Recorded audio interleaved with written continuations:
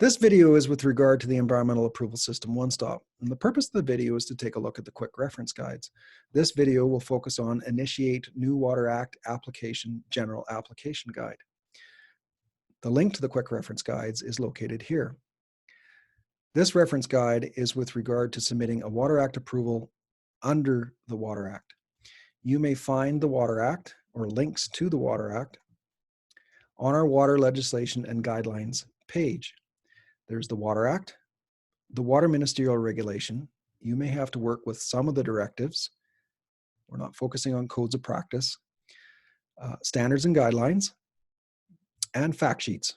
And there's a fact sheet associated with Water Act approvals listed on this page. If you need to find the Water Act on another page, Alberta Queen's printer will always have a copy of the Water Act and the Water Ministerial Regulation, as well as the codes of practice.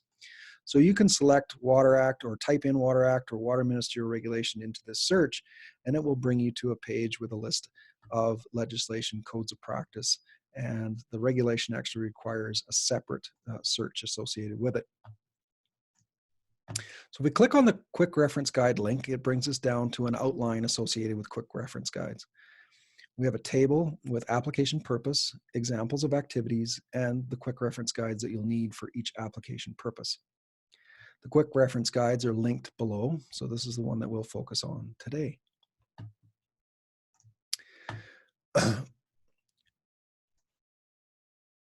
When you need access to the system, there's also a link associated with how to access EAS OneStop, or the Environmental Approval System OneStop. We click on that link. We can take a look at how to create an account prior to accessing the system and clicking on this link here. This link will bring you to the following web page with the following URL or the following web page address. Today we're going to be working in the user acceptance testing site address. So this has UAT in it. So please don't submit an application that is intended for review within this website. Only submit it to the following website. So we're going to enter into My Alberta Digital ID, and anybody can use the user acceptance testing website. These are the usernames and passwords that are available to both internal and external people to practice within the system. I'm going to type in one of the usernames, and all the passwords are the same.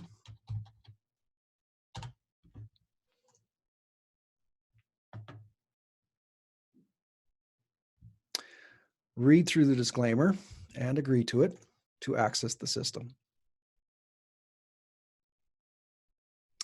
Now, within the system, you can act as specific individuals. So the Initiate New Water Act Application General Application Guide goes through what purposes that you're submitting the application for. So this General Application Guide always initiates every single application. So it doesn't matter which application purpose that you choose, which will show you in a minute. You start with this guide, and there's assumptions associated with the guide too as well. So number 1 and number 2, there are videos associated with these two parts to this guide. If we go back to the main web page and we go to Quick Reference Guides, my apologies, videos, and we take a look at Getting Started instructional video, which goes through the entire website, as well as it goes through how to create an account, and the EAS Stop adding a representative instructional video shows you how to add a representative, which we'll get to in a minute, in terms of showing you that representatives are already available in this user acceptance testing site. So we already have applications in the system. This is our main homepage that everybody would see. So once you've submitted or drafted an application, you will see the ID, the applicant name, the status associated with the application. So draft means it hasn't been submitted yet, and any other status means that it has been submitted. An application type, whether it's a new or an amendment, which we're not working on amendments today. Date created, last updated, and the lead reviewer associated with it. So this is the user acceptance testing site again. So this is just a user acceptance testing email. So go back to the guide. So that's those two assumptions. Number 3 It outlines some of the things to consider when you're putting your documents together for submission. Again, adding a representative is listed here, and that's in that previous video. And if you're logging on as another authorized representative, and which we'll show you in a minute, or representing somebody else. Now we're going to get to initiating a new application. Prior to initiating a new application, make sure you're acting as the appropriate person. So when you log in, you will always be the person that you logged in as. If somebody else has given you permission, so they've created an account and they've given you permission to act as themselves, then you can click on them and you can see that the applicant's name has changed. We'll bring that back. So always set that first. Then we can go to initiate new application and we can type in the name.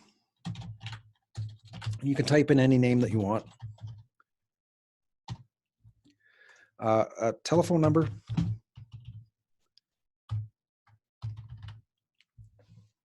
Fax number if applicable, and click on next. Then we're going to add some rows associated with this. So we're going to add a water approval. And in the future, the government of Alberta are looking to add other legislation like the Public Lands Act and the Environmental Protection Enhancement Act, where you will have a different application type. The application purposes, as you can see, the ones that were listed on the quick reference guide are listed here. So I'm going to choose excavation. And then I'm going to add a second row. So the purpose in an application in this system is for a single project. If you're going to make applications for multiple projects, then consider making a separate application for each one of those projects. So I'll give you an example where we've got a dugout. A dugout is part of an excavation, and we can submit for this application if we had something else that was associated with this dugout, such as a drainage or channel realignment or something to that effect, then we could submit an additional application, and that would be appropriate. Let's submit for two.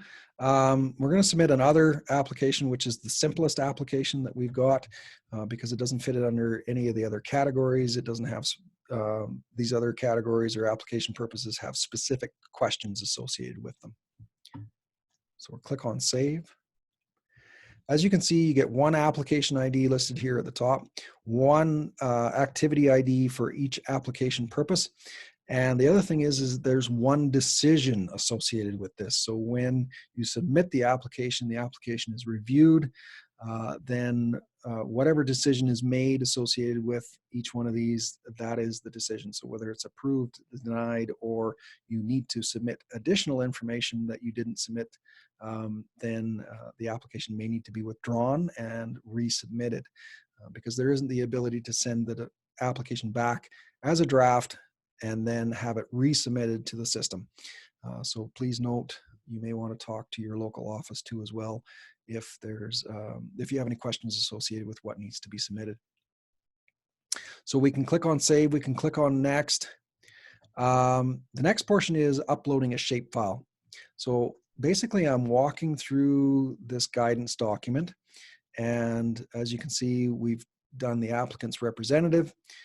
We've entered in the application type, the application purpose, and now we're getting to the shapefile portion of this quick reference guide. So you can either use the create shapefile builder, which allows you to choose land locations in the system, one or multiple land locations, or you can upload your own shapefiles, noting that you should only have one shapefile or one attribute one record per land location. So if you've got wetlands where you've got multiple wetlands within one single land location, make sure that you choose the land locations only once, because then that will produce, if there's multiple shapefiles within one quarter section, it will produce a duplicate land location, and you will be required to withdraw your application at that point in time. So if you're looking to attach your own shapefile, then what you want to do is you want to use this quick reference guide, which is import spatial data into OneStop. I go back to the main page and I go back to the quick reference guides. That one's listed here. That outlines the format and the required names for columns, as well as the required names for the actual files themselves.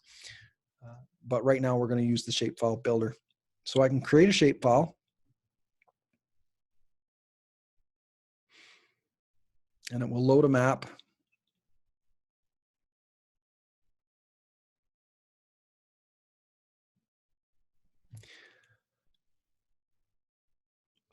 And the export name, you can name it whatever you want. Just noting that you cannot have the same file name twice in a single application purpose. So whether it's a PDF document, it's the shapefiles, it's another document that you want to upload, whether it's Excel or the like, you can't name them the same name. So I'm just going to name this one legal land description, and then I'm just going to enter in the date. And this is the second file that I produced today. Now I'm going to zoom to the land location. I'm going to choose the land location that I want. And this is just for testing purposes. Click on continue. You'll receive this warning. Click on OK. And then all you need to do is just click in the box again and then click on continue.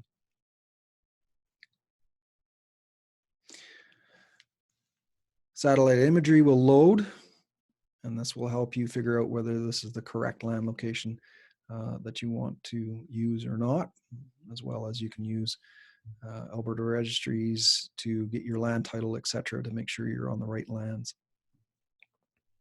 Click on accept the land location once you've determined that's correct. When this window pops up, always click on no. And then you can leave the unique ID, or you can change it, but it has to be a number. I'm going to download the file now, noting that I'm using Chrome or Google Chrome. If you're using Internet Explorer, please make sure you click on the downloaded file and copy the address, because it will save it to a temporary folder. In Google Chrome, it will save it to the downloads folder, so it will be there in downloads every single time.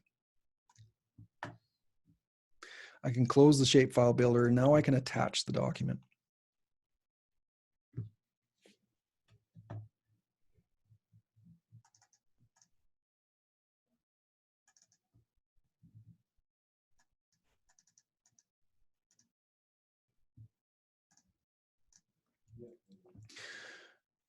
Now I can submit the shapefile, and when I submit it, what it will do is it'll search for a land location, and it will search as to whether this is on Crown land or private land or both, or whether it found Crown land or private land or both.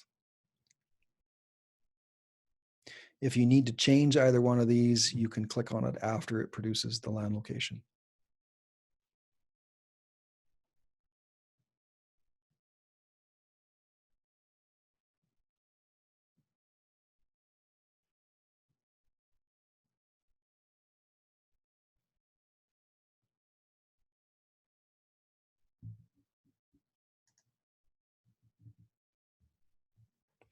Okay, so it produced the land location that we were looking for. It says that both Crown land and private land are present on this land location. If this is the incorrect land location, you can attach and use the create shapefile builder again. Attach the document, making sure that you change the name, because if you use the same name, such as the LLD 090102, it will not accept the file. You have to change the name of the file. After this, if you are only working on Crown land, then you can click on the private land button. If you're only working on private land, you can check off the Crown lands button. Public lands Act disposition number. This can be public lands, it can be parks, etc. So we focused on that because that's the most number of applications that we receive is on public lands versus parks lands. If it's not applicable in terms of a disposition number, or you only have an application number, that's fine. Just enter that information. If it's not applicable, you can enter in not applicable, noting that we will be referring it to the Public Lands Office, making sure that they're aware of the application too as well. Are there any other lands affected by the activity? If this is checked as yes, then you require to provide written consent to the directly affected landowner. In this case, you can submit one or multiple files. So if it was two landowners that you were working on those lands for, then you can submit more than one. So I can attach another document. You can select two at one time, or you can attach them separately. Finding your registered land title or your lease agreement, you can attach both of those. You can use Alberta Registries online, or you can go to an Alberta Registries location where you can get a land title for lands that are deeded. If you need your lease agreement, then you need to go talk to the public lands folks associated with that. So we can attach a document here, and I am going to just attach a random document at this point in time. First Nations for consultation. This is with regard to the Public Lands Act. If you need to consult under the Public Lands Act, if this wasn't selected, then this disappears. So if you know the FNC number, then you can type it in. If it's not applicable, you can type in not applicable too as well. We can write in whether it was required or it's exempt. So if it's not required, you can put it in there, and then you can attach the document that outlines that it is not required.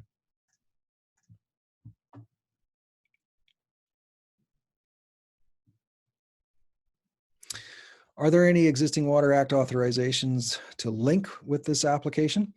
So if you need to link something that you know that you have a prior approval or an existing approval and you want to expand onto it, then you can add it. You can do a search associated with the Water Act authorization. Public lands, we haven't loaded those records within the system yet, so you can only search on Water Act. The authorization ID, you can enter that in, noting that don't put any preceding zeros associated with the Water Act or zeros at the end. So if there's any zeros or dashes at the end, don't enter those, just enter in the numbers that are on the document itself without preceding or ending zeros. You can search by an authorization holder or a land location. You can search by multiple criteria too as well. Once you do the search, then you can select that document. So I'm going to click on no for now. Has the proposed work under this application been completed? It should say, has it been started? If it's considered an activity under the Act, you require an approval prior to conducting the activity, so an actual authorization that's been signed off by a designated director under the Act. Will this activity require maintenance? So if you need to maintain an excavation or another type of work, then you can click on yes. Proposed activity start date. So there's a set of criteria associated with the activity start dates. They have to be a specific distance apart in terms of time. We're just going through the fact that we've gone through all of this portion of our application in the quick reference guide. Once you get to this portion, you need to have at least 1 year for all of these purposes, and then 2 years for wetlands and 5 years for drainage. And this has been set as a default. So if we put it into the system and we put it less than a year, let's say, I'll show you what the validations look like. And that's validations for any one of these boxes. So if something is required, there will be a validation for it. So I'm going to save this. I'm going to click on validate to see what I'm missing. And I'm missing an activity description, and I'm missing the fact that we need to put at least 1 year between the start date and end date.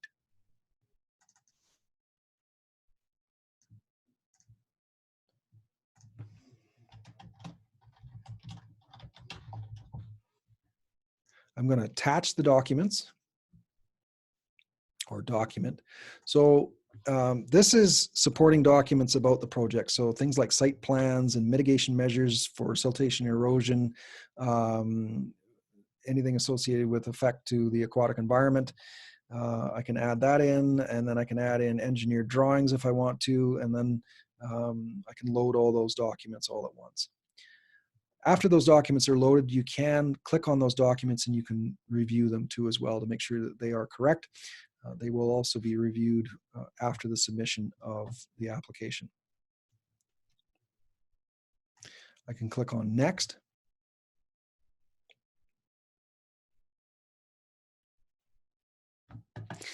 Now we need to know which water body we're impacting. So whether it's surface water or whether it's groundwater. If you're impacting a groundwater body, you need to go find the water well ID in the Alberta Water Wells tool. So you click on this link and it would bring you to that web page, and then you can enter the land location information in and find the appropriate well that's being impacted. You need to enter in the production interval, which should be on the driller's report that you would download, and then the maximum pumping rate that should be listed on the driller's report, or if you have a maximum pumping rate that's been recommended by the driller themselves, then that needs to be specified. Also noting that we've got blue icons on these pages, and those blue icons are tip icons. So if you don't know what something is referring to, then you can roll over top of the icon, and then that will provide you with a description. So you can add a row. If you need to search for a specific name, you can search for the Milk River, for example.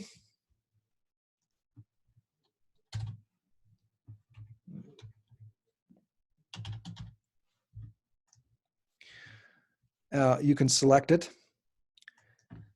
In this case, this was unnamed. So we can search for that, and we can add unnamed stream.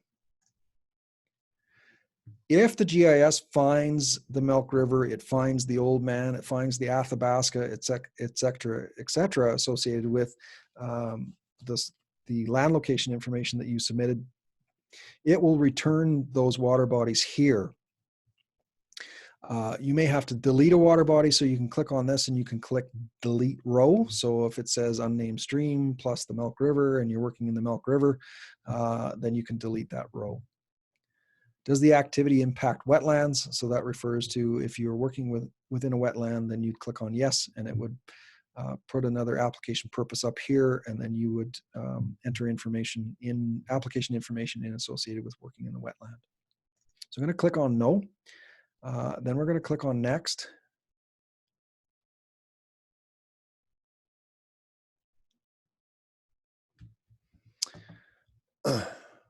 So then there isn't anything else associated with additional information for the other application. And we're going to do the excavation, which there is additional information that's required. And then we'll show you where to go from there when you're entering in additional information.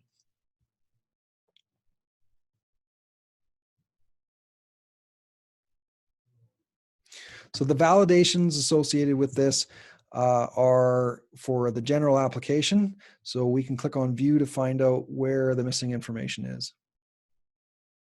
As you can see, there's red triangles listed here.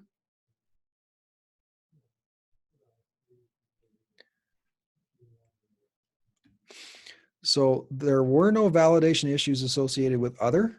However, we haven't completed the excavation application, which means that we need to complete that prior to submitting the application, which includes both of these application purposes. So now we can attach the same shapefile if we're looking at working on the same land location for the excavation portion. If we need to add a different land location, then we can create a shapefile, or we can import a spatial shapefile.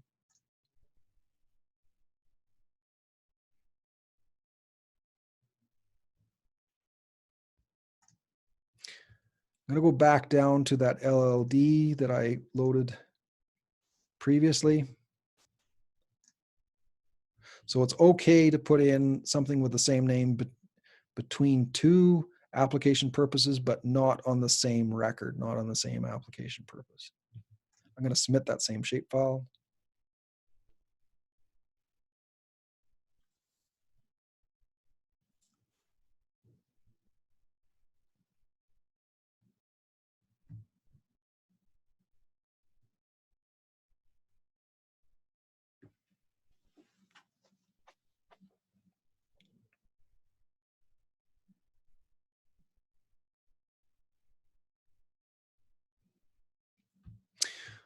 Okay, so it's returned the land location and it's returned the fact that the activity is located on both Crown and private land again. So let's say that we're actually working only on private land. So this will collapse and information that's required will disappear or fold because it's only required under the Crown land application portion.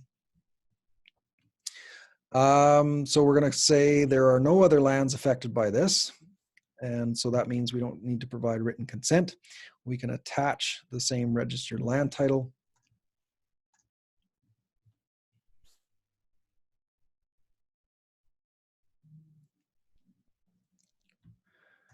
We can read the other questions and answer them as appropriate.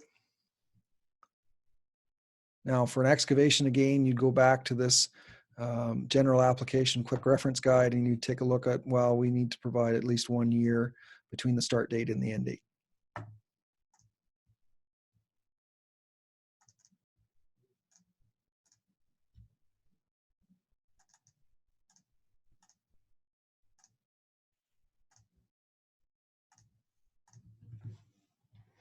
You can type in an application description. If you want to provide the application description in the supporting documents, that's fine. You just need to add the information to say see attached if you're attaching the document.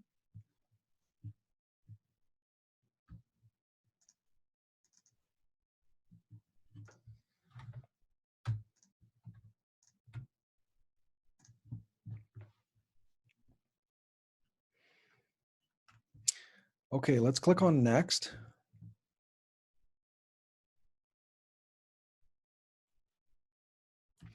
Again, we need to provide whether we're working in surface or groundwater. I'm going to add a row. I'm going to search for it.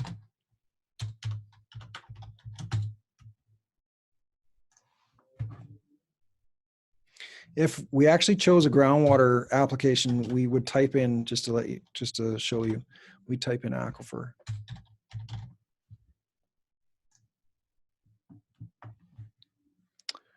And if it's not a named aquifer, then you type in unnamed. So unnamed aquifer, unclassified is listed here. We can click on unnamed stream in this case because we've chosen surface water. You can add multiple rows. If there's more than one water body that you're working in, you can add multiple rows. We're going to click no on wetlands. So this is where this quick reference guide stops, whether you're choosing surface or groundwater. And then it goes to confirmation and validations. So there is additional information that's required for an excavation application. So this listed here, additional information is required. This quick reference guide doesn't go through that. You need to go to the next quick reference guide. So in the case of an excavation application, you're looking at dugouts, borrow pits, end pit lakes, sand and gravel pits, other excavations, and you use the general application guidance and use the excavation quick reference guide too as well. So that's the one listed here, and we'll do that one in an additional video.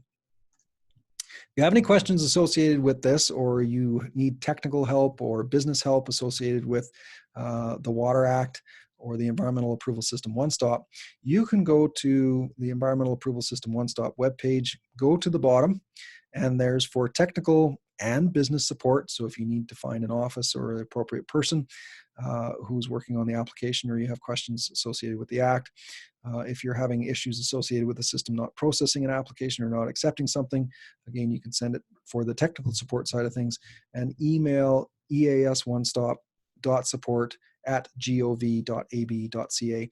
If you want somebody to contact you to help you too as well, you can put in that email address and we'll give you a shout on that too as well. So if we go back to the top of the web page, there's a link with regard to contacts. If you have any questions with regard to My Alberta Digital ID or My Alberta Digital ID for Business, this is the contact information for those folks.